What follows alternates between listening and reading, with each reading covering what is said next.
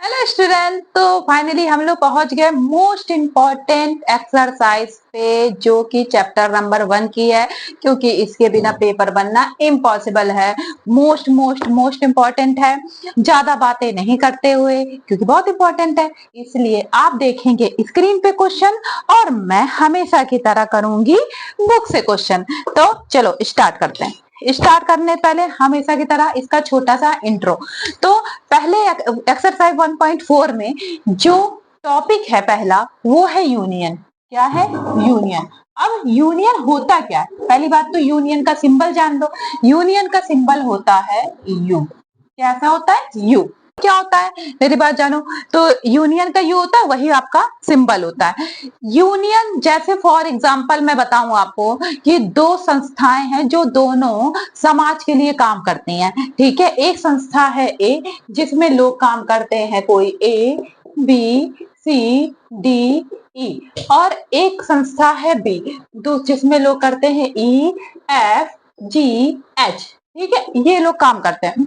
तो अब इन दोनों ने एक प्लान बनाया। उन्होंने कहा देखिए, आप भी समाज सुधार के लिए काम करते हैं, मैं भी समाज के सुधार के लिए काम करती हूँ, क्यों ना हम दोनों यूनियन कर लें, मतलब एक हो जाएं। और जब हम दोनों एक हो जाएंगे, एक साथ मिलके काम करेंगे, तो देश का विकास और अच्छे से होगा, हम उनके लिए ज्यादा से ज्यादा चीजें कर पाएंगे। तो दोनों को ये आइडिया बहुत अच्छा लग रहा था, तो दोनों ने क्या कर लिया? यूनियन कर लिया। मतलब ए और बी के बीच में क्या हो गया?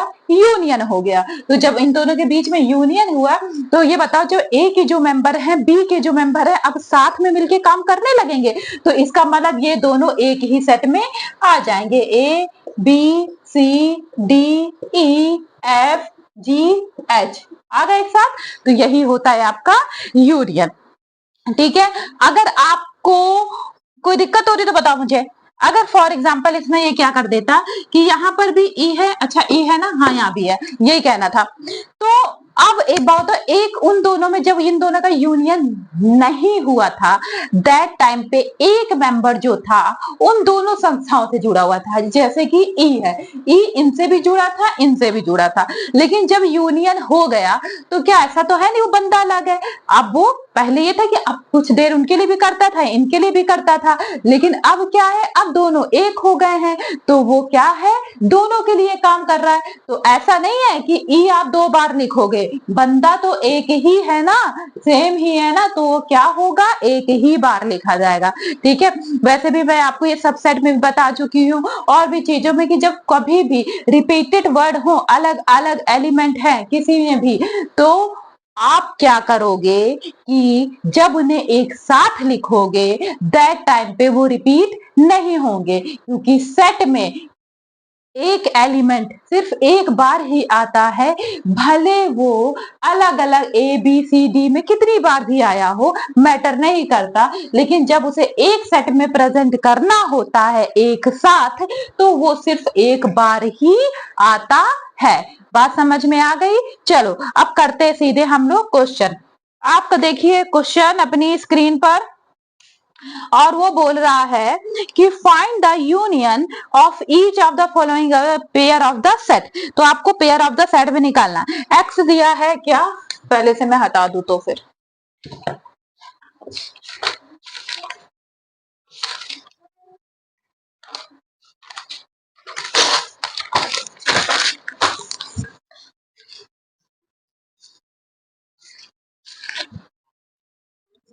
क्वेश्चन नंबर 1 आपको दिया गया क्वेश्चन नंबर 1 में एक्स बराबर दिया है 1 3 एंड 5, और आपको वाई दिया है, क्या दिया है? दिया है 1 2 3। ठीक है, दोनों ने यूनियन कर लिया, हमने यूनियन करवा दिया दोनों में, एक्स एंड वाई में, सब एक ही सेट में आ जाएंगे। 1 दोनों ही में काम कर रहा था, तो मतलब वो आ गया एक बार। 2 देखो, असेंडिंग ऑर्डर में लिखना, सीक्वेंस से लिखना। अब कह दो अगर मैं सीक्वेंस से ना लिखूं, जैसे लिखा 1 फिर 3 लिख दिया, फिर 5 लिख दिया, फिर 2 लिख दिया, सही है, गलत नहीं है। पर सीक्वेंस आपके माइंड को बताता है, आपका माइंड कितना शार्प है, कितना बढ़िया कैच करता है। थोड़ा सा अच्छे सीक्वेंस से लिखो, तो क्या होगा, 1 के बाद आ जाएगा 2, 2 के बाद आ जाएगा 3, 3 के बाद आ जाएगा 5। तो ये हो गया यूनियन। यूनियन हो गया, तो जब यूनियन हुआ तो ये सब एक ही सेट में आकर प्रेजेंट हो गए। एक बात और याद रखो ये था टेबुलर फॉर्म में, तो आंसर आया टेबुलर फॉर्म में। अगर देगा वो सेट बिल्डर फॉर्म में, आंसर भी हम देंगे सेट बिल्डर फॉर्म में। मतलब उसने जैसा पूछा हमने उसी तरीके से आंसर दिया। ठीक है, चल क्वेश्चन नंबर सेकंड करते हैं। सेकंड में वो बोल रहा है ए बराबर ए ई आई ओ यू और बी बराबर क्या है ए बी सी। क्या है ए बी सी। अब मुझे बताओ ए यूनियन बी बराबर क्या हो गया, ए बी सी उसके बाद डी तो है नहीं, ई आई ओ यू हो गए। तो ये सब आपके क्या हो गए, यूनियन हो गए। करेक्ट, अब कोई दिक्कत नहीं है, आगे बढ़ो। कह रहा है एक्स सच दैट एक्स, अब की बार क्या है सेट बिल्डर फॉर्म में। किस फॉर्म में है, सेट बिल्डर फॉर्म में। देखो मैंने लिख दिया, आपको अगर आपके पास कॉपी पेन है लेके बैठ जाया करो, सीधे आंसर लिख लिया करो, आपके लिए बहुत इजी हो जाएगा। नहीं तो दोबारा इसको पीछे करके एक बार आंसर लिख लेना, फिर इधर आना। थर्ड क्या है, x such that X is a natural number. क्या है वो, नेचुरल नंबर है। एंड और वो चल अब क्वेश्चन नंबर थर्ड करेंगे। क्या करेंगे, थर्ड। थर्ड आपका दिया है किसमें, आपको थर्ड दिया गया है सेट बिल्डर फॉर्म में। सेट बिल्डर फॉर्म में देखो क्या लिखा है, x such that X is a natural number and multiple of 3। ठीक है, दूसरे में क्या दिया है, बी दिया है x such that x natural number less than 6। तो पहला वाला क्या है, मल्टीपल ऑफ 3 है, 3 6 9 10 ये सब जा रहा है, लेकिन उसका कोई एंड नहीं है। तो मतलब मल्टीपल ऑफ 3 एक तो नेचुरल नंबर भी है जो कह लो, ये सब भी है, और उसके साथ वो क्या है, मल्टीपल ऑफ 3, तो इसका कोई एंड नहीं है। दूसरा जो क्या है, दूसरा आपका दिया गया है, क्या दिया है, जो लेस देन 6 है। लेस देन क्या है, 6 है। आपको इस फॉर्म में लिखना नहीं है, लिखना आपको सेट बिल्डर फॉर्म में है। मैंने आपको क्या कहा है, जैसा क्वेश्चन दिया गया है वैसा ही आप आंसर देखो। टेबुलर फॉर्म में है तो आंसर टेबुलर फॉर्म में जाएगा, सेट बिल्डर फॉर्म में तो आंसर सेट बिल्डर फॉर्म में जाएगा। मैंने आपको बस बताया है कि वो कह क्या रहा है, आंसर हम इसे सेट बिल्डर फॉर्म में ही लिखेंगे। हमने इसको लिखा A union B X such that X is equal to 1 2 4 5 और मल्टीपल ऑफ 3।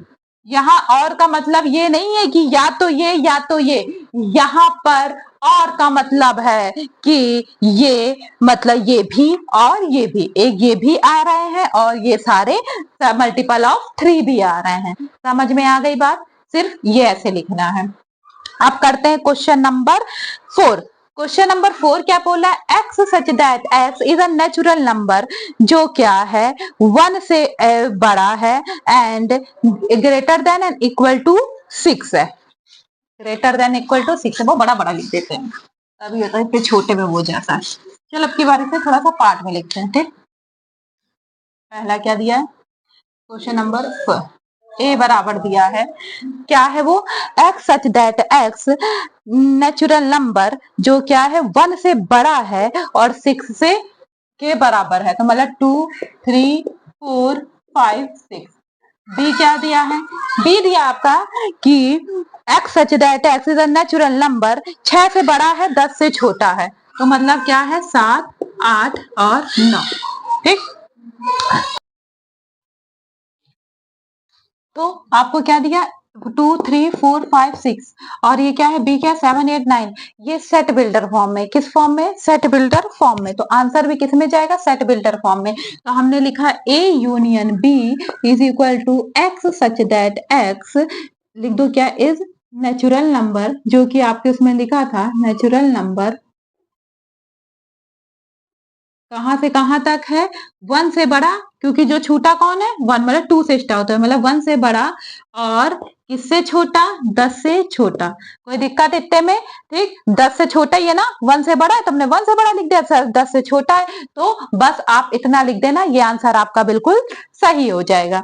ठीक, अब क्वेश्चन नंबर इसका करते हैं कौन सा, fifth. Question number fifth. Fifth क्या बोल रहा है, फिफ्थ में बोल रहा है, ये तो आपका टेबुलर फॉर्म में है, ए बराबर आपको दिया है 1 2 3 और बी बराबर आपको दिया है 5, मतलब वो बी में कुछ नहीं है।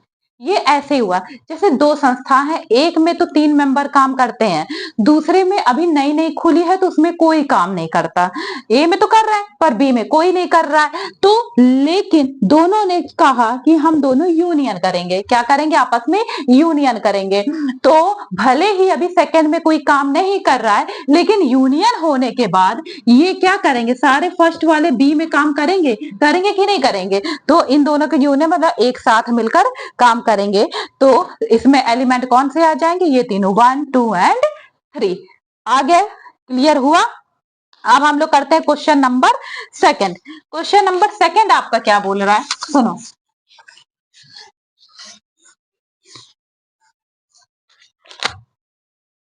क्वेश्चन नंबर सेकंड कह रहा है आपका, लेट ए, माना कि ए जो है आपका क्या है? ए बी, और बी क्या है आपका? A B C. तो आप मुझे बताओ कि ए सबसेट ऑफ बी है, तो मुझे बताओ सबसेट होता क्या? सब मतलब सबका सब सेट बी में होना। तो ए में कौन कौन एलिमेंट है? ए और बी, क्या ये सब के सब सेट बी में है? हाँ, ए बी बी में है, तो इसका मतलब यस ये है। क्यों नहीं है? बिल्कुल है, क्योंकि सब मतलब सबका सब सेट, सेट मतलब सेट मतलब जो बड़े वाला है या जिसकी तरफ ये मुंह है, क्या उसके पास जो कह रहा है ए, उसके पीछे जो है उसके सारे एलिमेंट बी के पास हैं। तो इसके ए के पास ए बी है, ये दोनों बी के पास हैं, तो इसका मतलब ये इसका सबसेट हुआ। अब इनका यूनियन बता दो। लो बता दिया, क्या होगा इनका यूनियन? ए बी सी हो गया। मैंने कहा था कितनी बार भी हो, लेकिन जब सेट बनेगा साथ में तो वो एक एक एक बार ही लिखे जाएंगे, एक एक बार ही लिखे जाएंगे। भले ये 2 बार है, एक ही बार, भले 2 बार है, एक बार, भले एक बार है, एक ही बार। ठीक।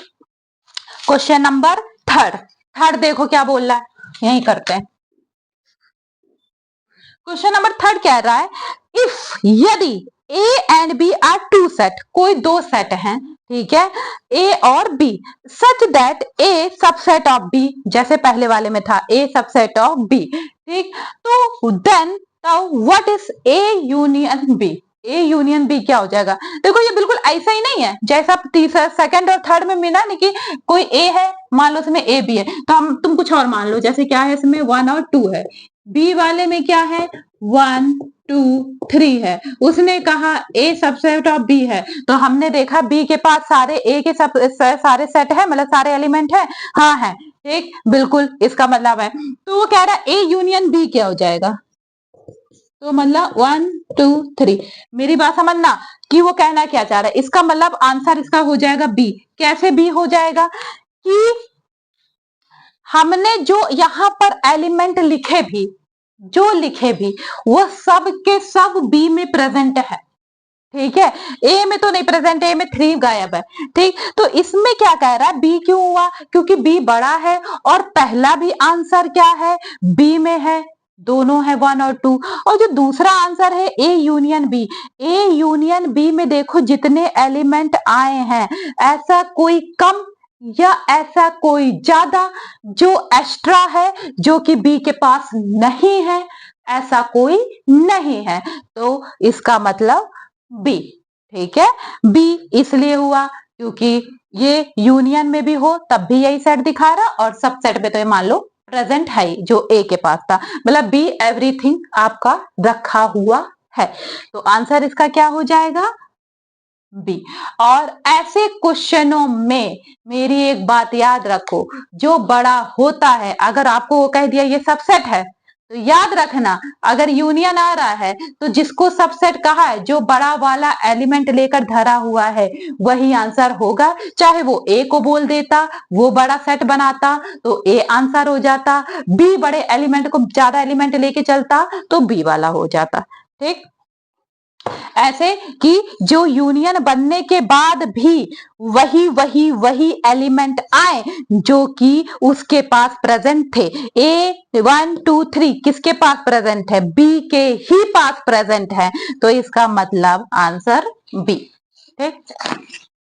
चलो अब क्वेश्चन नंबर कौन करेंगे हम लोग? क्वेश्चन नंबर 4 करेंगे। क्वेश्चन नंबर 4 देख लेना, बहुत इंपॉर्टेंट है भैया, उसको मिस मत करना, एक भी तुम मत करो। और मैंने पहले कहा डाउट हो तो क्वेश्चन पूछ लो तुम लोग कि ऐसा है, या मुझे एक बार और बता दीजिए और अच्छे से एक्सप्लेन कर दे तो मैं कर दूंगी। वैसे अपनी तरफ से ट्राई करती ही हूँ कि आपको अच्छे से बताऊं। तो चलो क्वेश्चन नंबर हम लोग 4 करते हैं, बड़ा मजे